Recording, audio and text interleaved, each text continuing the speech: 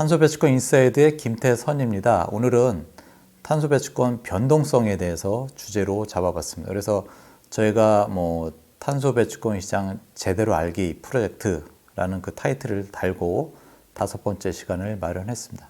변동성에 대한 정의가 있는데 첫 번째로는 이제 금융시장에서 어떤 가격 변동에 대한 어떤 정도를 나타내는 게 이제 변동성이거든요. 이 얘기는 변동성이 크다는 얘기는 그 해당 해당 지표의 그 움직임이 크다는 얘기이고, 이거는 시장 위험을 측정하는 대표적인 어떤 투자 지표가 되죠. 그래서 변동성 산정은 우리가 어떤 시장을 분석하거나 이렇게 이해할 때 제일 먼저 아셔야 됩니다, 사실은.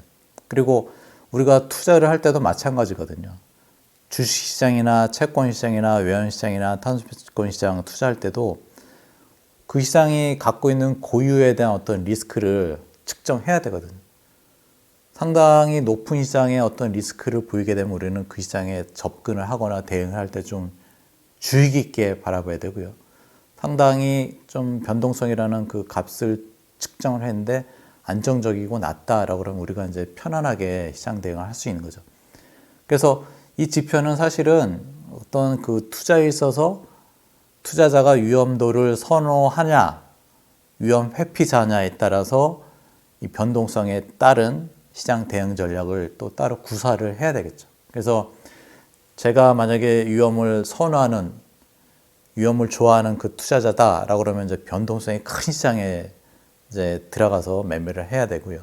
그리고 보수적이고 안정적인 걸 좋아한다라고 그러면 이제 변동성이 작은, 움직임의 진폭이 상당히 낮은 그런 시장에 들어가서 투자를 하면 되겠죠. 그래서 변동성은 어떤 그 가격이나 수익률이나 그런 것들을 평균을 뽑아낸 다음에 그 평균으로부터 벗어난 정도를 측정하게 되겠죠. 이게 이제 대표적인 게 이제 통계학에서 얘기하는 좀 낯선 단어인데 표준 편차라는 것들을 계산해서 그 값이 변동성이 되겠고, 그게 시장에 대한 위험을 나타내는 투자 지표가 되겠죠.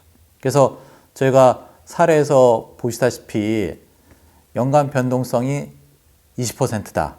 그리고 자산 가격이 만약에 100포인트다 라고 했었을 때 연간 변동성에 대한 상단은 120%, 하단은 80%로 이렇게 계산이 되는 거죠. 그 자산 가격에다가 플러스 마이너스 20%를 계산하게 되면 상단하고 하단 값을 예상할 수가 있겠죠. 이 얘기는 제가 자산 100에 대한 그 가치를 갖고 있는 어떤 자산을 갖고 있는데 1년 동안에 내가 기대될 수 있는 그 변동성을 감안한 내가 기대되는 자산에 대한 가격은 120에서 80%포인트에 대한 어떤 밴드를 갖는다. 변동성이 그렇다라는 얘기죠. 만약에 저게 10%면, 연간 변동성이 10%면은 110에서 90으로 하단 밴드가, 상하단 밴드가 결정이 되겠죠. 그렇게 이해하시면 되겠습니다. 이 페이지는 저희가 그 우리나라 탄소배출권 시장 파란색 선이 되겠습니다. 파란색 선의 움직임하고 이 가격 데이터를 변형을 해서 표준 편차값을 다 구해낸 거거든요. 그러니까 표준 편차값을 구해서 변동성을 이제 연간 변동성으로 환산했죠. 그 과정을 이제 조금 나중에 더 자세하게 말씀드리겠으나 어쨌든 그 그래프가 상당히 기초자산인 탄소배출권 가격이 움직임이 크면, 올랐다 내렸다는 그 변동폭이 크면 그 밑에 있는 막대 그래프인 오렌지색 선에 대한 어떤 변동성의 움직임도 상당히 크죠. 그래서 연간으로 환산한 그런 데이터가 되겠습니다. 최근에 코비드 이벤트 터진 이후에 보면은 연간 변동성이 100%가 넘는 그런 시기도 있었습니다. 아마도 그 우리나라 금융시장 중에서 변동성만 놓고 보면 탄소배출권에 대한 변동성이 제일 높은 시장이 되는 거죠. 그래서 주식시장 같은 경우도 보면 코스피 200 지수 같은 경우를 보게 되면 한 17%, 18% 정도거든요.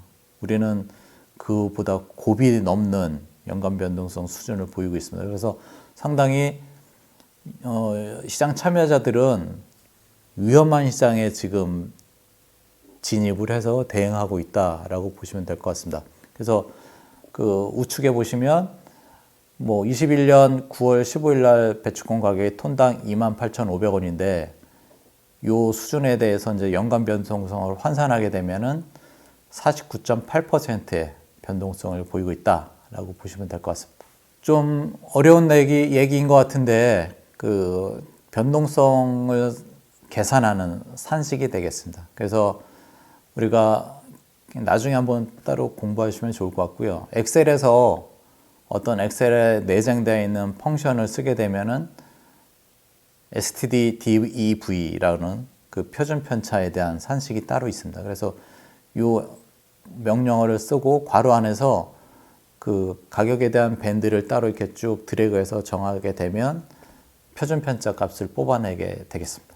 아까 서두에 말씀드렸다시피 증권시장하고 탄소배출권 시장의 어떤 변동성을 그러니까 시계열로 쭉 그려냈는데 평균적으로 보면 탄소배출권 가격, 오렌지 가격에 대한 변동성은 34.6%, 그리고 파란색 선, 코스피 200에 대한 연간 변동성은 17%가 되죠.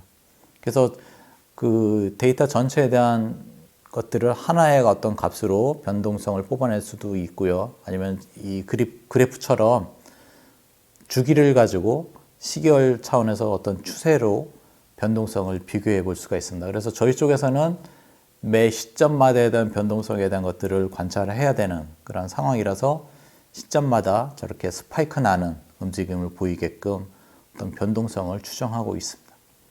오늘은 간략하게 그 시장 위험, 즉 어떤 변동성에 대한 것들을 살펴봤습니다. 아마도 모든 시장을 접근할 때 주식이든 채권이든 외환이든 모든 시장을 접근할 때 변동성에 대한 것들은 아무리 강조해도 지나치지가 않습니다. 주식시장 같은 경우에는 오히려 빅스라고 해가지고요.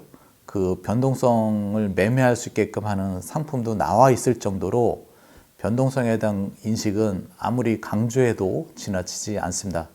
그래서 오늘은 그 5편 변동성에 대한 것들을 간략하게 살펴봤습니다. 고맙습니다.